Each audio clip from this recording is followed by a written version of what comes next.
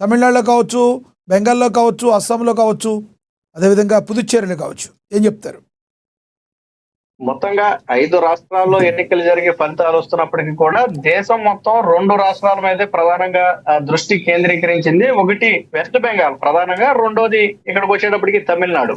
అలాగే కేరళ కూడా మరి ఆ కమ్యూనిస్ట్ పార్టీలు తమ హస్తగతాన్ని కోల్పోబోతున్నారు. బహుశా దాదాపు 50-60 ఏళ్ల తర్వాత ఒక్క రాష్ట్రంలో కూడా కమ్యూనిస్ట్ పార్టీ లేకుండా పోయే పరిస్థితి అయితే ఇప్పుడు కనపడుతుంది. ఇక ప్రధానంగా వెస్ట్ బెంగాల్, తమిళనాడు కీలకంగా మారినాయి. మిగతా 2 చోట్ల అనుకున్నట్టే ఫలితాలు వచ్చినప్పటికీ కూడా ఈ 2 ప్రధానంగా మారాయి. ఇక ఎవరు ఊహించని ఫలితాలు ఏమైనా ఉన్నాయి అంటే అది తమిళనాడు. ఎందుకంటే సాధారణంగా ఏదైతే సర్వే సంస్థలు ప్రధానంగా ఎక్కువగా ఏ పార్టీ గెలుస్తుందని చెప్తాయో దాన్నే ఎక్కువగా ప్రజలు నమ్ముతారు.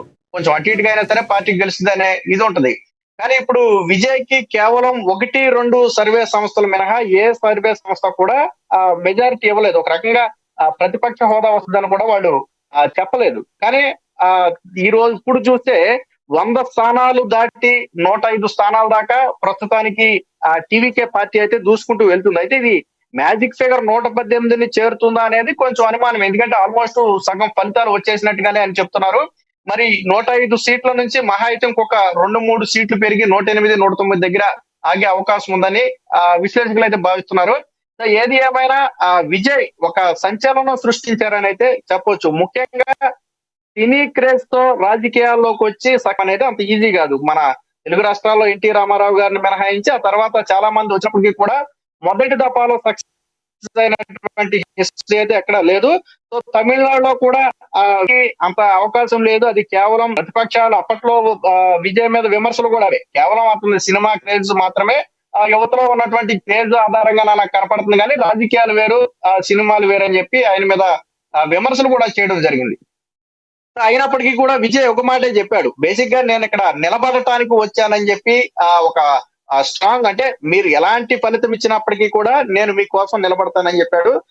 దశాబ్దాలుగా ఏలుతున్నటువంటి డిఎంకే, అన్నా డిఎంకే కాదని తొలిసారిగా పార్టీని పెట్టి దాదాపుగా సీఎం అయినంత పని, అంటే సీఎం అవటం అనేది ఖాయం. అది ఎలా అవుతారనేది కాసేపు పక్కన పెడితే ఆయన ఆల్మోస్ట్ సీఎం అవటం అయితే ఖాయంగా కనపడుతున్న నేపథ్యంలో ఖచ్చితంగా ఇది తమిళనాడు రాజకీయాల్లో ఒక సంచలన చరిత్ర అని చెప్పొచ్చు.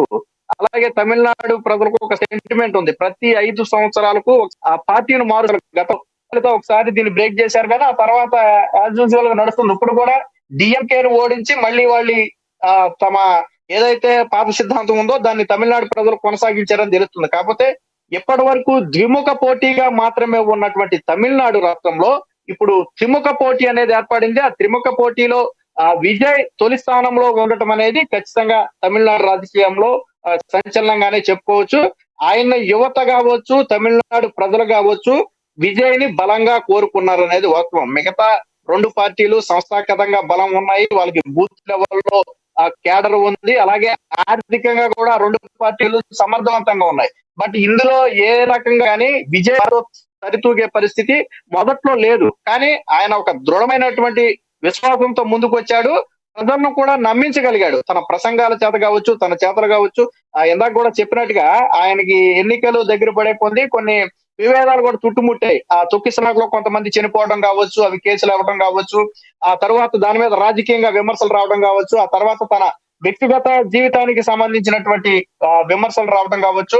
ఇలా 1 కాదు 2 కాదు అనేక సమస్యలు చుట్టుముట్టినప్పటికీ కూడా విజయ్ని ప్రజలు ఆదరించారు. అంటే ఆయన నాయకత్వాన్ని బలంగా కోరుకున్నారు.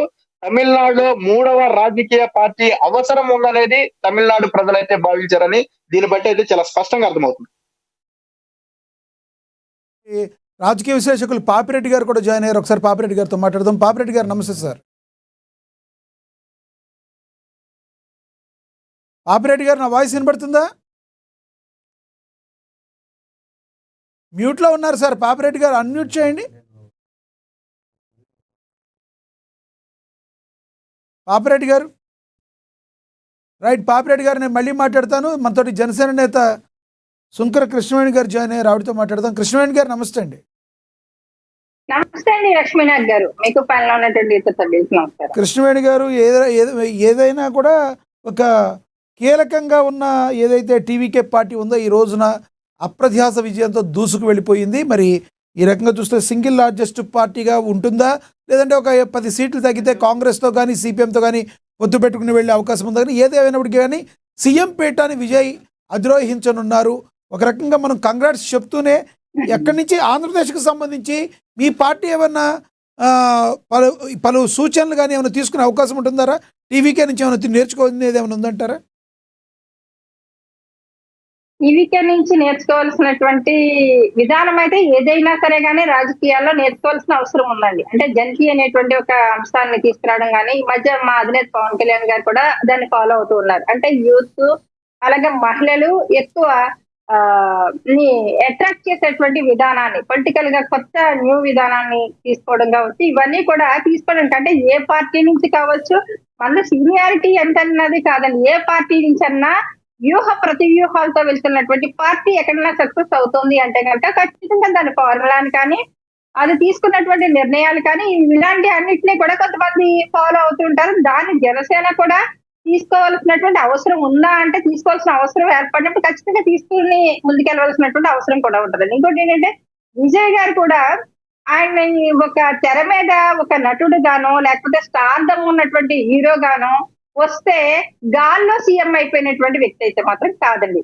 అలా అయిపోతున్నటువంటి వ్యక్తి కూడా కాదు. అంటే పొలిటికల్ పార్టీలో పెట్టగానే ఆయన పెట్టినటువంటి సభలో చూడొచ్చు. ఆ సభ విషయంలో చాలా మంది అన్నారు పవన్ కళ్యాణ్ గారిని కాపీ కొట్టున్నారు. అంటే కొన్ని విధానాల్లో మాట్లాడే తీరు కానీ, కొన్ని అంటే వేరే నాయకుడు మనం అనుసరించకూడదు అని విజయ్ గారు ఎక్కడ ఈగోకి వెళ్ళకుండా అక్కడ పవన్ కళ్యాణ్ గారి స్పీచ్ ఏ విధంగా ఉంటది, స్టైల్ ఎలా ఉంటది, ఆ స్టైల్ ని కూడా కొన్ని సందర్భాల్లో అక్కడ ఉన్నటువంటి ఫ్యాన్స్ ఆకర్షించడానికి కావచ్చు, ఇలాంటి వాటికి ఉపయోగపడే విధంగా ఆయన ఐడియాలజీని ముందుకు తీసుకుని వెళ్ళారు సార్. అది కూడా చూడొచ్చు.